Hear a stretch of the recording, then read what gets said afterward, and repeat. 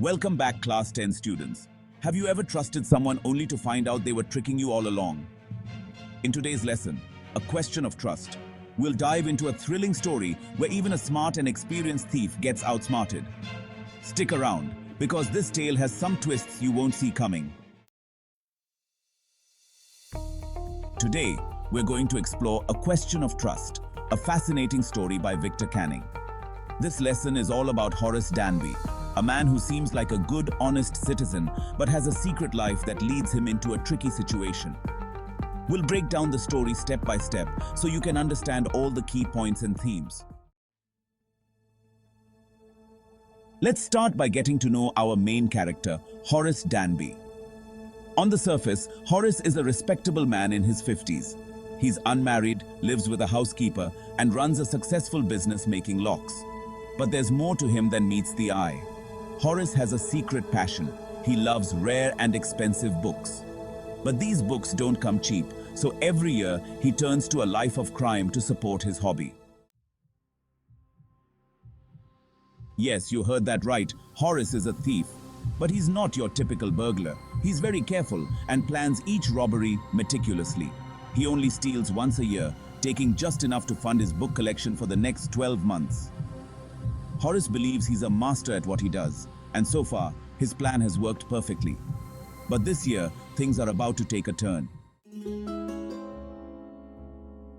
This time, Horace targets a grand house called Shotover Grange. For 2 weeks, he studies every detail of the house, its layout, the electrical wiring, the paths, and even the garden. He's so thorough that he knows exactly when the two servants will be out at the movies, giving him the perfect opportunity to break in. On a bright July afternoon, Horace puts on gloves to avoid leaving fingerprints, grabs the key to the kitchen door, and quietly enters the house. There's a small dog in the kitchen named Sherry, but Horace knows how to deal with dogs. Just call them by their name, and they'll stay friendly. So far, everything is going according to plan. Horace heads to the drawing room where the safe is hidden behind a painting. He's confident this will be an easy job. But there's one small problem. Horace has hay fever, and the room is filled with flowers.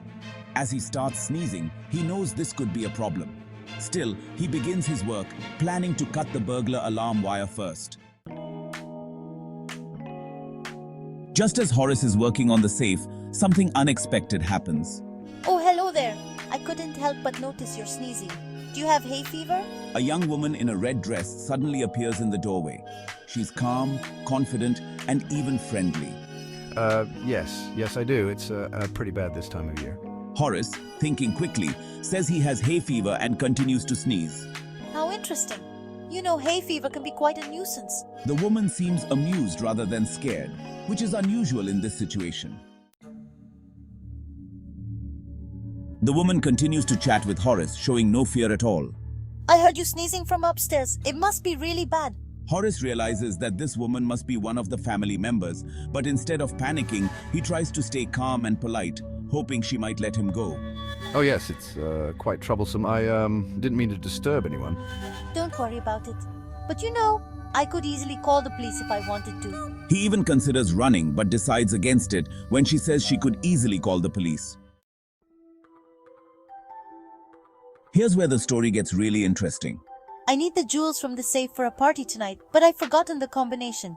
Can you open it for me? Thinking this might be my way out, I agree. He breaks open the safe, retrieves the jewels, and hands them to the woman. Thank you. You can leave now. Horace feels relieved and believes he's just avoided a big disaster. But here's the twist. 2 days later, Horace is arrested. We found your fingerprints all over the room. You took off your gloves, didn't you? When he tries to explain that the owner's wife asked him to open the safe, no one believes him. The real owner's wife is an older woman in her 60s with gray hair, not the young lady you met. It turns out that the woman in red was another thief who tricked Horace into doing the hard work for her. So, what can we learn from Horace's story? First, even the smartest people can be fooled if they let their guard down. Horace thought he was in control, but the young woman outsmarted him by using his own skills against him.